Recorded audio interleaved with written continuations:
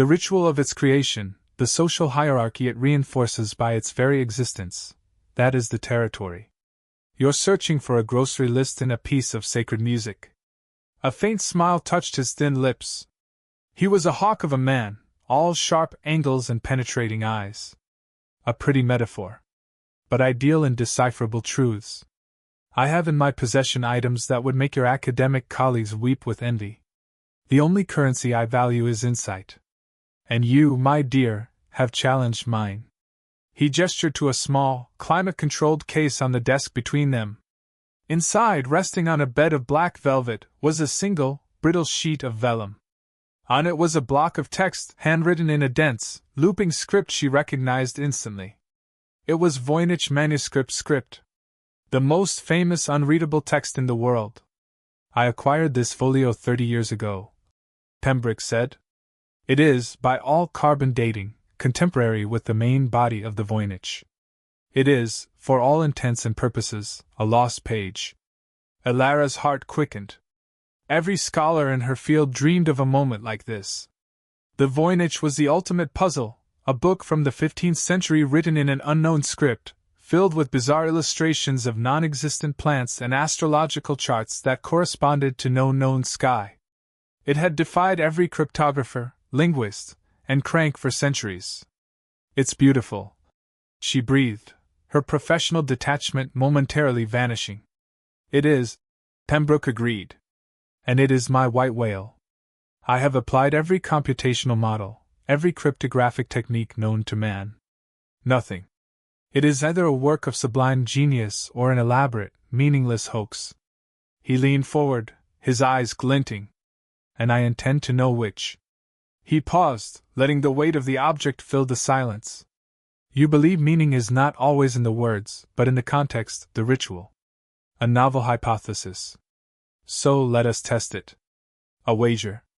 A piece of performance philology. The ritual of its creation, the social hierarchy it reinforces by its very existence, that is the territory. You're searching for a grocery list in a piece of sacred music. A faint smile touched his thin lips.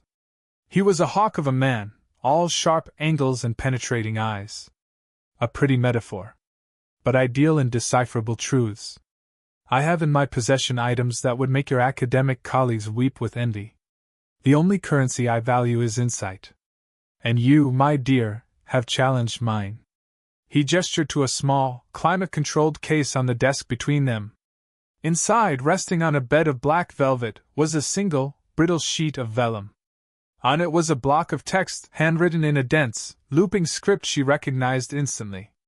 It was Voynich manuscript script. The most famous unreadable text in the world. I acquired this folio 30 years ago, Pembroke said. It is, by all carbon dating, contemporary with the main body of the Voynich. It is, for all intents and purposes, a lost page. Elara's heart quickened. Every scholar in her field dreamed of a moment like this. The Voynich was the ultimate puzzle, a book from the 15th century written in an unknown script, filled with bizarre illustrations of non-existent plants and astrological charts that corresponded to no known sky. It had defied every cryptographer, linguist, and crank for centuries. It's beautiful, she breathed, her professional detachment momentarily vanishing. It is, Pembroke agreed. And it is my white whale. I have applied every computational model, every cryptographic technique known to man. Nothing. It is either a work of sublime genius or an elaborate, meaningless hoax. He leaned forward, his eyes glinting. And I intend to know which. He paused, letting the weight of the object fill the silence. You believe meaning is not always in the words, but in the context, the ritual. A novel hypothesis. So let us test it. A wager. A piece of performance philology. He produced a simple, old-fashioned key from his waistcoat pocket. It was heavy, brass, and intricately wrought. He placed it on the desk with a soft, definitive clink. This, he said, is the key to this library? To every codex, every scroll, every fragment of human thought I have gathered over 60 years. The Pembroke Collection. The greatest private repository of lost languages on Earth. Elara's mouth went dry. To have unfettered access. It was a dream so vast she had never dared to entertain it. Solve this letter, Pembroke said, tapping the glass case over the Voynich page. Not with your computers and your frequency analysis. With your socioliturgical theory. Tell me what it means. Not what it says, but what it means. Do that, and the library key is yours. He chuckled, a low, rasping sound. A foolish old man's joke, you might think. But the offer is genuine. Prove your theory on the ultimate test case. Elara stared at the key. It seemed to pulse with a faint, golden light. She looked from it to the mysterious script, then to Pembroke's triumphant, condescending face. He didn't believe she could do it. He was setting her up for a very public, very humiliating failure, using the one artifact guaranteed to expose her life's work as folly. The arrogance was breathtaking. And the challenge was irresistible. What are the terms? She asked, her voice surprisingly steady. You have 72 hours. You may study the page here, in this room. You may use any non-destructive analytical tools I have available, multispectral imaging, microscopy. You may not remove it from the case. You will give me your answer at this time, 3 days from now. If your answer is, in my sole judgment, a defensible and insightful interpretation based on your stated methodology, the key is yours. If not, he spread his hands. You will publish a formal retraction of your paper and a statement conceding that the linear A script is, indeed, a purely linguistic construct. Awaiting decryption. It was a brutal stake. Her career, her credibility, against his entire legacy. She looked at the key. She looked at the page. She felt the weight of all the silent books in the room, judging her. I accept, Elara said. For the first 24 hours, Elara felt like she was drowning in ink. The script was even more perplexing up close. The characters were fluid, almost musical, but they formed no patterns that corresponded to any known language. There were no obvious word separators, no punctuation. It was a continuous, unbroken stream of strange glyphs. She started with Pembroke's own tools. She took high-resolution photographs and ran them through every software she could access. The results were the same as for the main Voynich manuscript: no consistent phonemic or syllabic patterns, no discernible grammar. Statistical analysis showed it wasn't a simple substitution cipher. It was, by all standard measures, nonsense. She studied the illustrations on the page. Unlike the main Voynich, which was filled with fantastical plants and nude women in pools, this page had only 2. In the top margin was a detailed drawing of a tower, not unlike a medieval watchtower, but with a peculiar spiral staircase winding around its exterior. At the bottom of the page was a depiction of a single weeping eye, from which fell tears that transformed into tiny, stylized birds mid-air. She spent hours just looking, letting the shapes and the flow of the text wash over her. She ignored the demand for literal translation and instead asked the questions her training demanded. What is the feel of this? What is the intent? Is it instructional? Narrative? Ceremonial? The text felt meditative. The loops were continuous, rhythmic. There was a hypnotic quality to it. It didn't feel like a frantic secret message or a practical herbal guide. It felt calm, deliberate. On the second day, sleep-deprived and fueled by black coffee, she had a breakthrough. She wasn't looking at the text itself, but at a multispectral image that revealed under drawings the ghost of the scribe's first light strokes. And she saw it. Faint, almost erased guidelines. A series of 5 horizontal lines, like a musical staff, running the entire length of the page. The text was written on these lines, its ascenders and descenders carefully positioned above and below. It wasn't just writing. It was notation. It had a score. This was the confirmation she needed. Her theory wasn't wrong. This was a different kind of language. But what kind? A musical score? The characters didn't look like neumes or any known musical notation. Frustrated, she took a break and wandered the perimeter of the library, careful not to touch anything. Her eyes fell upon a section dedicated to monastic texts. One, a beautifully illuminated psalter, showed monks chanting. The text was Latin, but above it were small, squiggly marks indicating the rise and fall of the chant. And then, another piece of her training slotted into place. She remembered a study of a remote Tibetan sect that used a singing language for certain prayers, a language where the melodic contour itself carried semantic meaning, separate from the words. The tune was the message. What if the Voynich script wasn't encoding words, but melodies? What if the text was the lyric of a song, and the shape of the characters prescribed the melody? The 5 lines were a staff. The glyphs were neumes. Excited, she rushed back to the page. She started tracing the notes. The first glyph was a tall, looping character that started low on the staff, swept high, and came back down. She hummed it. A low note, a high flourish, a return. The next was a tight, circular character that sat in the middle. A sustained, mid-range tone. She began to play the page like a musical score, assigning arbitrary pitches to the vertical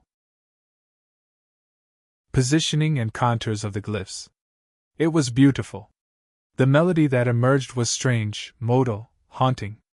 It felt ancient and sorrowful. But was it right? It was still just an interpretation. She had a melody, but no words. What was the song about? She looked at the illustrations again. The tower.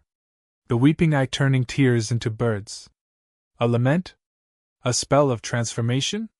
It was too vague. Pembroke would eviscerate her. A pretty melody, Dr. Vance, but what does it mean? She could already hear his dismissive tone. The pressure was immense. The final 24 hours bled away in a haze of fatigue and desperation. She had the framework, but she lacked the core insight. She felt the specter of failure looming, the humiliation of the retraction, the end of everything she had worked for. On the final morning, with only 6 hours left, she was ready to give up. She sat slumped in the chair, staring at the weeping eye illustration. The tears becoming birds. It was a motif she'd seen before. Not in European manuscripts, but in. She stood up so fast her chair screeched back. She hurried to the library's catalog, a monstrous, computerized terminal Pembroke had reluctantly given her access to. She typed in a search for tears, birds, transformation, Middle Eastern. There was a hit. A fragment of a 13th century Sufi poetic text, translated from Persian. It described the soul's anguish as tears that, when shed with true devotion, become birds that carry one's prayers to heaven. Sufism. The mystical branch of Islam. Known for its use of poetry, music, and dance, the whirling dervishes, as a direct path to divine connection. The Sama, the sacred listening ceremony, where music was used to induce a state of ecstatic union with God. Her mind raced, connecting the fragments. The spiral staircase on the tower, a common Sufi metaphor for the soul's arduous ascent to God. The weeping eye, the longing of the separated soul for its creator. The birds, the prayers. The liberated spirit. What if the Voynich page wasn't a text to be read, but a score to be performed? A prescription for a specific spiritual exercise? The text itself might be a known prayer or a series of divine names, but its power wasn't in the semantic meaning, it was in the act of singing it, of letting the specific melodic contour reshape the singer's consciousness. The language was a vehicle for an experience, not information. It was the ultimate expression of her theory. The meaning was the ritual. She had her answer. But was it enough? It was still speculative. She had no way to prove the melody was correct, or that the subject was Sufi. She was walking into Pembroke's study with a hypothesis, not a translation. At the appointed hour, she stood once more before Arthur Pembroke. He looked fresh, rested, and utterly confident. "Well, Dr. Vance?" he said, gesturing for her to sit. 72 hours. Have you solved the letter? Have you unlocked the secret of the Voynich? Elara's hands were cold. She laid her notes on the desk. She spoke for 20 minutes without interruption. She explained the 5-line staff, her theory of the glyphs as melodic notation, the haunting melody she had derived. She connected the illustrations to Sufi mystical poetry, arguing that the page was a liturgical guide for a psalm-like ceremony, a sonic technology for spiritual ascent. The meaning, Mr. Pembroke, is not in the words because there are no words, not in the way you understand them. The meaning is in the transformative experience of the sound itself. The letter isn't a message, it's a machine. A machine for making contact with the divine. She finished, her heart pounding. She had laid her entire professional soul bare. Pembroke was silent for a long time. He steepled his fingers, his eyes fixed on the Voynich page in its case. "A fascinating narrative, Dr. Vance," he said finally, his voice flat. "Imaginative. Compelling, even. But it is, as I suspected, untestable. Unfalsifiable. You have given me a story. A very good story. You have not given me a solution. You cannot tell me what a single one of these glyphs means. You have simply moved the mystery from the page to the air. By your own argument, the true meaning died with the last person who knew how to sing it." He looked at her, and his expression was one of profound disappointment. "I am sorry. You have failed. I will expect your signed retraction by the end of the week." The defeat was a physical blow. It felt like the room itself was collapsing in on her. All that work, that brilliant, intuitive leap, and he had dismissed it as a story. He was right. She had nothing concrete. She had played his game and lost. Numbly, she began to gather her papers. Her eyes, stinging with unshed tears, fell on the key, still sitting on the desk where he had left it.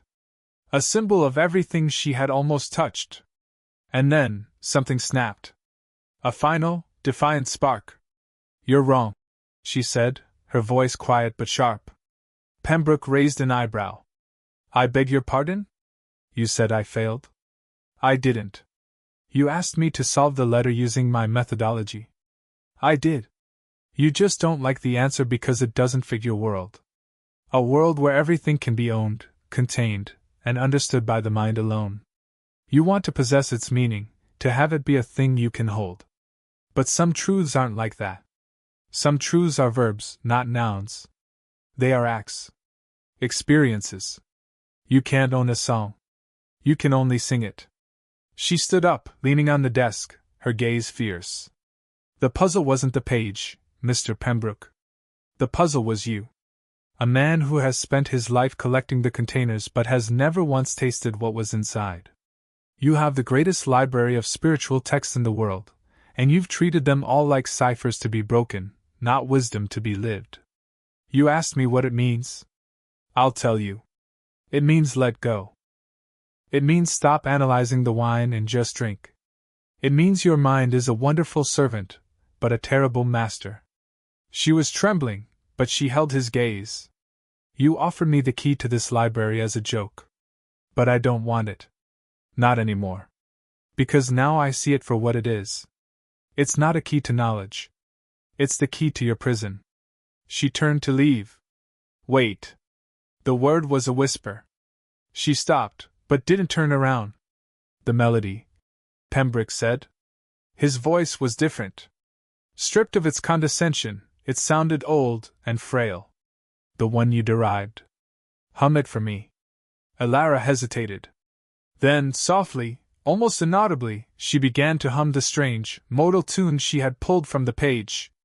The lament of the tower. The weeping eye. The tears turning into birds. The song of longing for something just out of reach.